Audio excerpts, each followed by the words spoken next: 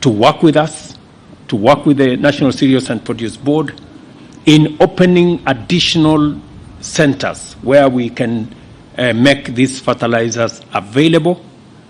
And we are going to work on a mechanism where this will be jointly rolled out between the national government and our county governments.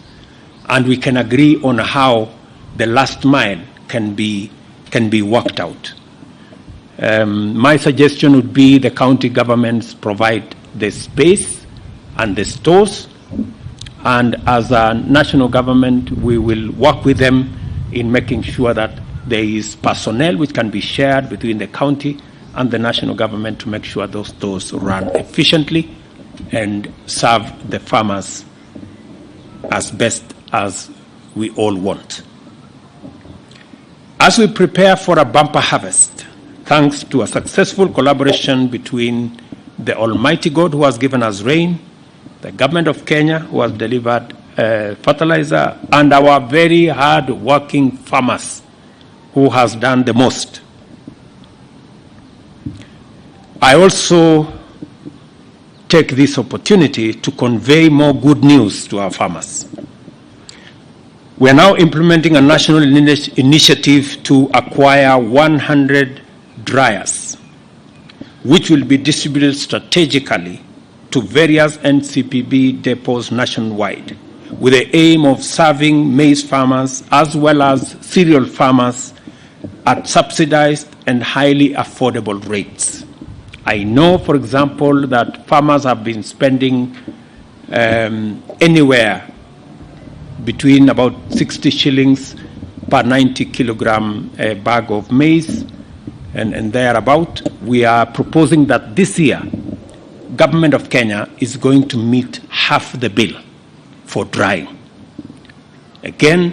this is our strategy to make sure that we eliminate post-harvest losses. As we all know, we have seen farmers trying to dry their produce in all manner of ways, on roadsides, along the roads, in all manner of places. I want to tell our farmers that the government of Kenya is not only going to provide the facilities for them to do the drying, but we are going to meet half the cost of drying so that we minimize on the almost 20-30% losses that we that normally we lose because of management of the post-harvest challenges.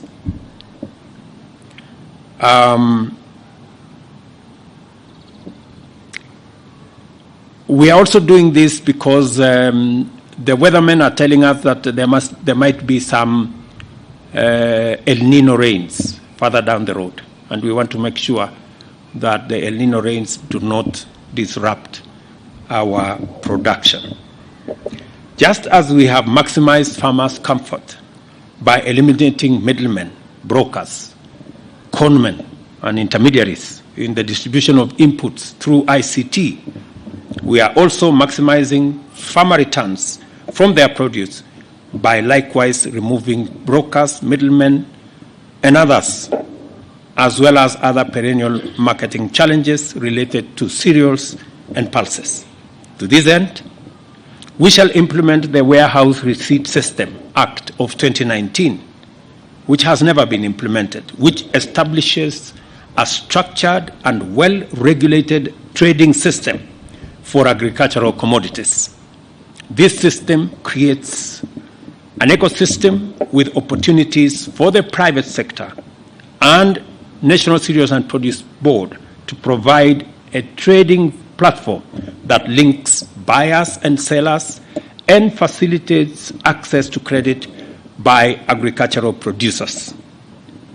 The warehouse receipt system also supports the reduction of post-harvest losses and cushions farmers against low farm gate prices. Again, the minister